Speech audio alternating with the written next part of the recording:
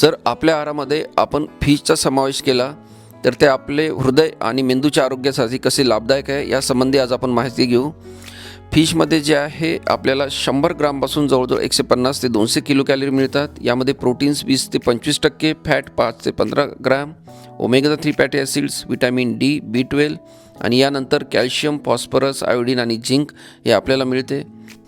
Vitamin D आणि कॅल्शियममुळे आपली हाडे मजबूत होतात आणि यानंतर यामध्ये ओमेगा 3 फॅटी ॲसिड्सचे मुबलक प्रमाणामध्ये असतात.